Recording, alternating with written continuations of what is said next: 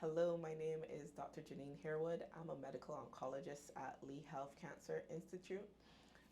I have the pleasure of working with cancer patients every day, and one of my special interests are breast cancer. So in Southwest Florida, we see patients on average anywhere between the ages of early 30s to more than 90 years old with breast cancer. The most common age groups are actually between age 60 to 79. So the majority of patients with breast cancer are female. Less than 1% of patients in Southwest Florida are male. In year 2022, approximately 1,179 patients were diagnosed with breast cancer in the Southwest Florida.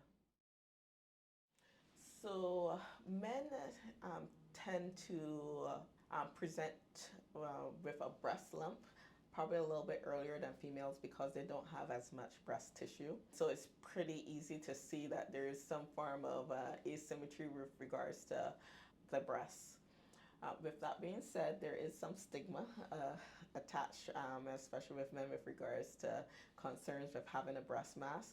And so even though they could present easily very early, sometimes because of embarrassment, they tend to present later. So the things that you can do with regards to reducing your breast cancer risks is a healthy diet, regular exercise with the goal to hopefully keep an ideal body weight. The other thing that you can do is actually low alcohol intake has been linked to reduce breast cancer risks. The most important step that you can take is have a conversation with your primary care physician so that you can understand your own individualized risks and how you can make your own journey with regards to reducing your risk of breast cancer. Breast cancer is actually very diverse with regards to how patients are treated. Um, One thing that we look at is the stage of cancer. The other, just as important thing that we look at is the type of breast cancer that you have. And so the main types that we have are hormone positive breast cancer, HER2 positive breast cancer, and triple negative breast cancer. Um, so that helps determine what your plan with regards to treatment going forward looks like. Typically, treatment would be a combination of surgery, may involve some form of systemic treatment, could be endocrine therapy, chemotherapy, immunotherapy, or monoclonal antibody therapy. The other piece to treatment could involve radiation. Um, you can experience all of those treatments or you can experience one of those treatments. Uh, Basically, when you have a diagnosis and you meet all your providers, they come up with your own individual. So with regards to alternative or supplementary, we always recommend a good nutritional status. We recommend having an excellent exercise regimen. Typically, there will be a review of what your current medications are, and then before making any recommendations for any other alternative treatments or supportive treatments, you should have that conversation with your provider because some treatments can be helpful, some treatments can be harmful depending on your type of breast cancer. So the mastectomy versus not, or should I say lumpectomy decision is actually a very complicated one. The biggest step, obviously, is to have the conversation with your surgeon with regards to if you need it or not. There are many types of breast cancer that can be treated without a mastectomy, and your likelihood of survival or likelihood of becoming cured is just as equivalent as to having a mastectomy. So the decision to have a lumpectomy or mastectomy itself doesn't necessarily mean that you're going to increase your chances of cure. No, everyone's case is different, okay? And so some of the things that surgeons take into account is the size of your cancer at diagnosis, your type of cancer at diagnosis. Sometimes you'll get treatment before, like chemotherapy or some form of monoclonal antibody or immune therapy prior to going to surgery, which may affect the size or shrink the size, and you may not need to undergo a mastectomy prior to and that does not change your overall survival compared to just going to a mastectomy. So it's hard to answer this question without having each individualized case. Everyone has their own journey. And so having a mastectomy versus having a lumpectomy doesn't mean that you're going to be more likely to be cured. And a mastectomy is a more invasive surgery. And so a more invasive surgery means there's a higher recovery time, a little bit more increased likelihood of having side effects and having to live with those side effects long term.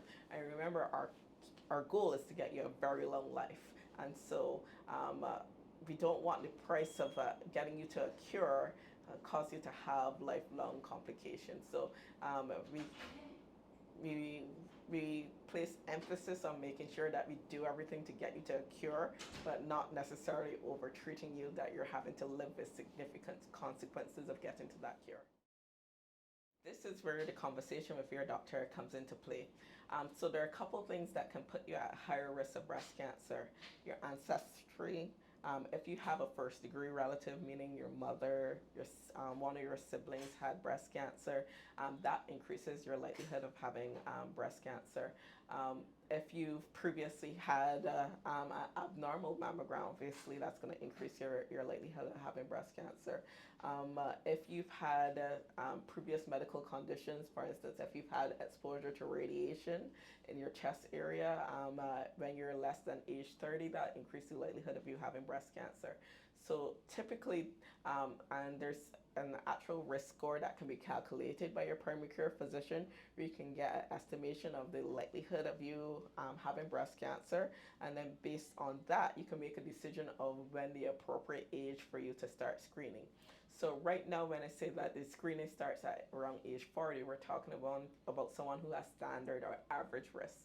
There are some persons who have increased risk. For instance, if they have a special mutation, one of those are like the BRCA 1 or 2 mutations, which is typically the one that everyone knows. There are actually many others that are associated with an increased risk of breast cancer. Those persons tend to have a even earlier screening compared to the standard screening starting at age 40. Okay, so it's actually been well documented that minority groups, especially from the Black population, if we compare stage to stage, they have a higher risk of death from not only breast cancer, but there are a couple other cancers that we noticed that.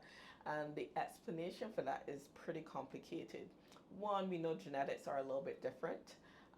We know that African American populations are more likely to be diagnosed with more advanced and more aggressive forms of breast cancer.